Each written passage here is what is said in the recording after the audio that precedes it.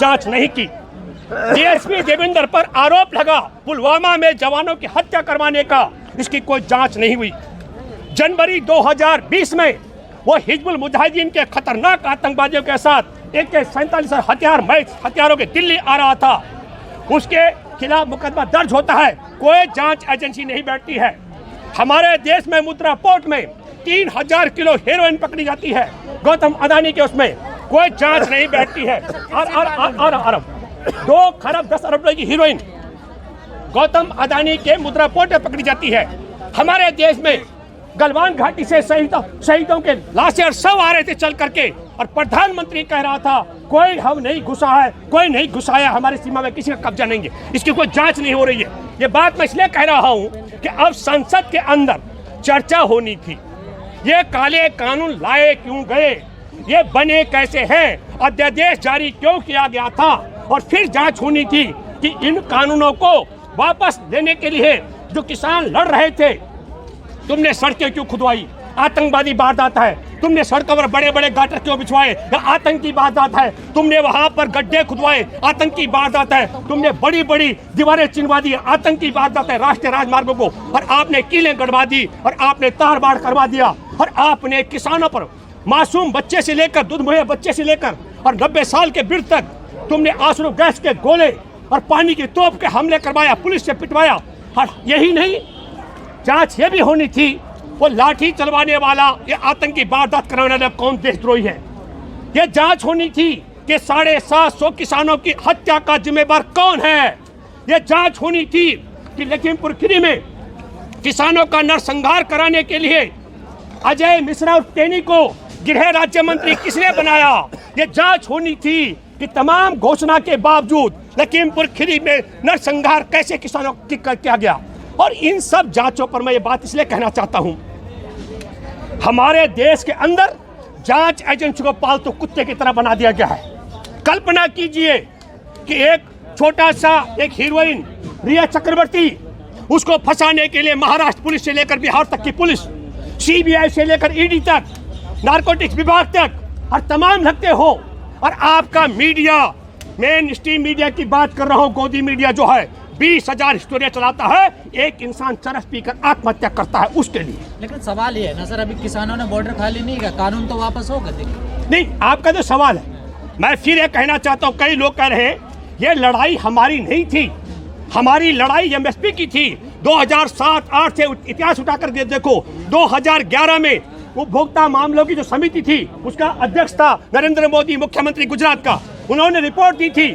उस रिपोर्ट में कहा गया था, क्या कहा गया था, मांग की गई थी मनमोहन सिंह सरकार से कि साहब हमारी MSP की गारंटी दी जानी चाहिए। तो न्यूनतम समर्थन मूल्य की गारंटी की मांग को लेकर हमारे देश के प्रधानमंत्री को गुजरात के मुख्यमंत्री की हैसियत से नरेंद्र मोदी मिले थे 2011 में, और 2014 में प्रधानमंत्री बन गए भैया, तो उसको MSP की गारंटी देने की बात थी। इन्होंने हमारे देश में किसानों को लाभकारी मूल्य MSP के अलावा, मैं कहता हूं स्वामीनाथन कमेटी की रिपोर्ट के मुताबिक लाभ देने की बात की थी, और उसकी बजाय ये 3 काले कानून लाए गए। मैं 2-3 बातें कह सकता हूं, इस पर ईमानदारी के साथ में अगर संसद के अंदर चर्चा होती तो तार तार होने वाला था। नरेंद्र मोदी का गिरोह, ये संघी गिरोह जो गुलामी कर रहा है, मैं बात कर रहा हूँ। चर्चा विपक्ष ने नहीं होने दी। 18 मार्च 2020 को अदानी की आमदनी मात्र 5 अरब अमेरिकी डॉलर थी, और आज उसकी आमदनी 84 अरब अमेरिकी डॉलर हो गई। हमारे देश की आधी आबादी 5 किलो अनाज के लिए भुखमरी की कतार पे लग रही है। हमारे देश के 75% आबादी जो दूसरे तबके की जिनकी नौकरी छूट गई, वो अपने पैतृक गहने बेच करके पेट पालने के लिए विवश है। वो कौन सा मैकेनिज्म है? 1808% अदानी की आमदनी बढ़ जाती है। हमारे देश के सरकारी संपत्तियां बिकने के बाद, रेल की पटरी, बैंक और हमारे सड़कें बिकने के बाद सरकार के पास पैसा नहीं है। तो पहले सुनिए, सरकार के पैसा नहीं है। 3 गुना महंगे दाम पर पेट्रोल, गैस और डीजल बिकवा कर देश को लुटवाया जा रहा है। सरकार के पास पैसा नहीं है, और जनता के पास पैसा नहीं है, उद्योगपतियों के पास पैसा नहीं है, व्यापारी के पास पैसा नहीं है। तो पैसा कहाँ गया? मैं इसलिए कह रहा हूँ, SSC देखो, अभी TET के 20 लाख छात्रों का आपने देखा भविष्य क्या है? जानबूझकर पेपर लीक का खेल इसलिए किया जा रहा है, वेतन देने के लिए पैसा नहीं है।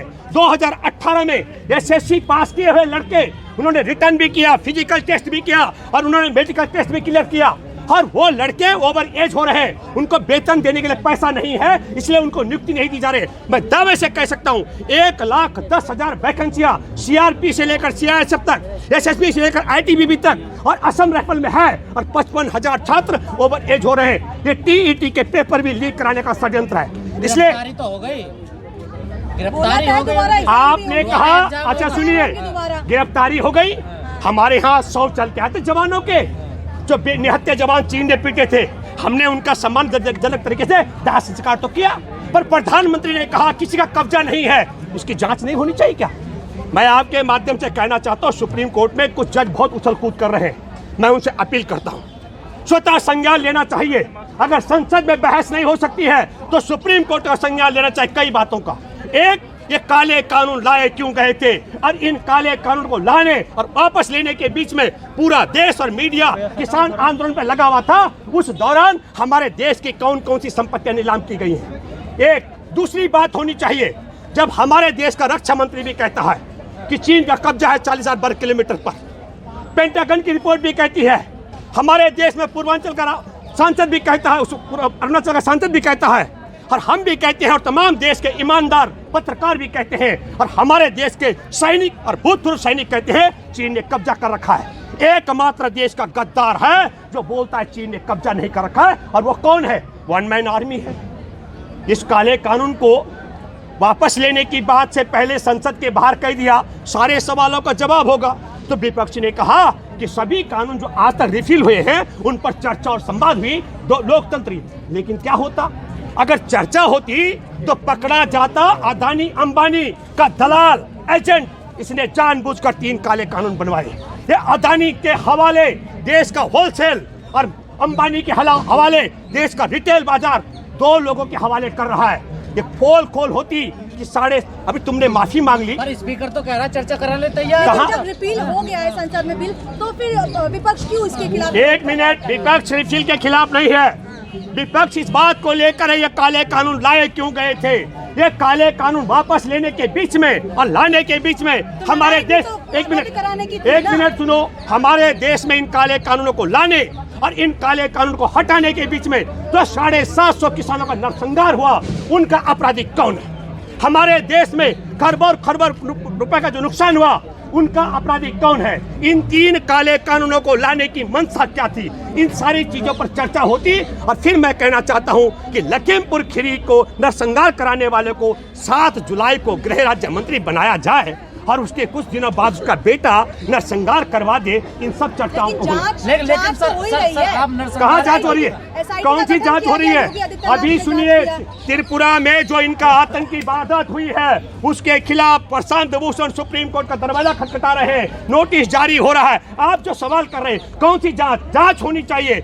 जस्टिस लोया की हत्या हुई दिसंबर 2014 में, जांच होनी चाहिए। हमारे देश के पहले ग्रामीण विकास मंत्री गोपीनाथ मुंडे ने 28 मई 2014 को कहा था 2013 का कानून लागू होगा, और 3 जून को गाड़ी तेज चल रही, ब्रेक मारा, उनकी हत्या हो गई। जांच होनी चाहिए। मनोहर पारिकर ने कहा था राफेल घोटाला, किसको दिया राफेल का ठेका पार्टनर? आपको मालूम है रिजर्व बैंक अनिल अंबानी की नीलामी कर रहा है, और तब कहा गया था एचएएल के पास पैसा नहीं है। जो चीन से लेकर भारत का कर्जदार अनिल अंबानी, उसको तुम राफेल का पार्टनर बना दो, और जो जहाज बनाने वाली एचएएल है उसको तुम बर्फ में लगवा दो। जांच होनी चाहिए। मुझे लगता है किसानों के नरसंहार की जांच की भी जरूरी है।